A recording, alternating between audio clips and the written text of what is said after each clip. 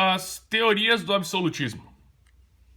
Vamos dividir então em duas teorias esse absolutismo. A teoria do poder divino, esse poder é um poder que Deus colocou um rei para governar o seu povo e o povo deve aceitar esse rei.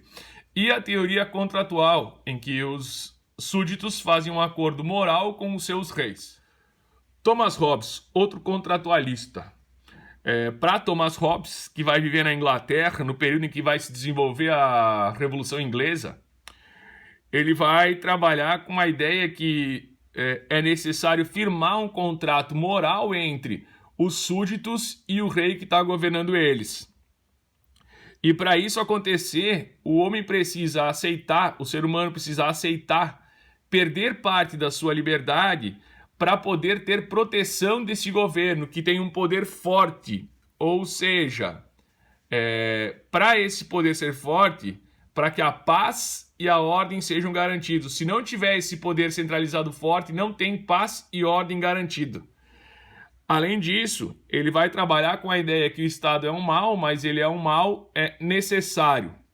Aí é aquela questão que a gente precisa pensar um pouquinho, né? O Estado, como o homem é em estado de natureza. Se não tiver leis e um governo para governar esses homens, segundo Thomas Hobbes, seria uma guerra o tempo todo de todos contra todos.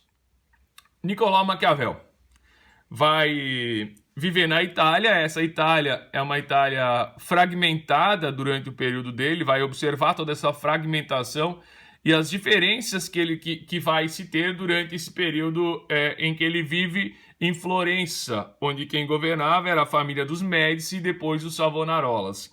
Ele vai prestar atenção na Itália, pois a Itália está dividida em algumas repúblicas, por exemplo, Gênova e Veneza, que são repúblicas autônomas. Ele vai prestar atenção no território central da Península Itálica, que é controlado pela Igreja, e também por várias regiões controladas por condottieri, que eram mercenários que davam proteção a algumas repúblicas. Nesse contexto todo, ele vai elaborar o livro dele, que é O Príncipe, tá? E nesse livro ele vai tratar de alguns pontos.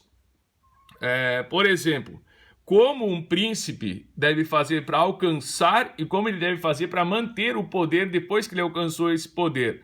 Maquiavel dizia que para ele chegar a esse poder, ele precisava ser um grande chefe militar e, sendo astuto e virtuoso, teria uma aclamação dessas pessoas que estão ao lado dele para ele se manter no poder. Além disso, ele trabalha com a ideia de não vincular os valores morais e valores religiosos. Uma questão importante que a gente precisa cuidar com relação a isso é quando ele fala que o príncipe deveria ser amado e temido, mas se esse príncipe não puder ser amado e temido, que ele seja só temido, que ele conseguiria governar tranquilamente o espaço a que ele está disposto a governar. Jean Bodin vai trabalhar com as ideias do poder divino do rei. O poder do rei não pode ser contestado, já que quem deu poder a esse rei foi Deus. Todos os súditos desse rei deveriam submissão ao rei que está no poder. Para Jean Bodin, a monarquia é a melhor forma para garantir a ordem pública. Isso está escrito nos livros que são os 6 livros da República.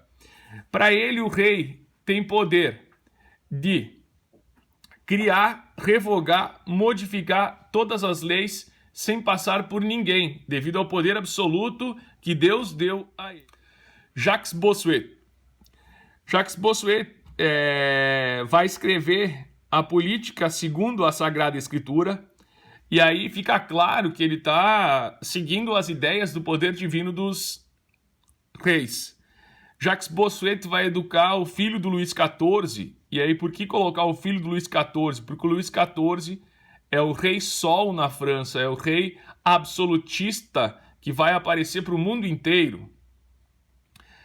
Ele vai educar então o Luís XV, Para ele, para um Estado ter estabilidade, por ser um Estado tranquilo, é necessário que seja através da tradição, ou seja, das tradições e dos costumes que vieram antes daquele rei.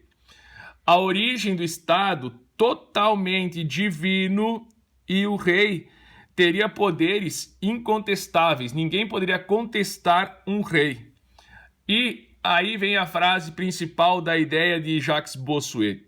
Somente Deus pode dar o poder a um rei, e se somente Deus que pode dar o poder a um rei, somente Deus pode tirar o poder desse rei.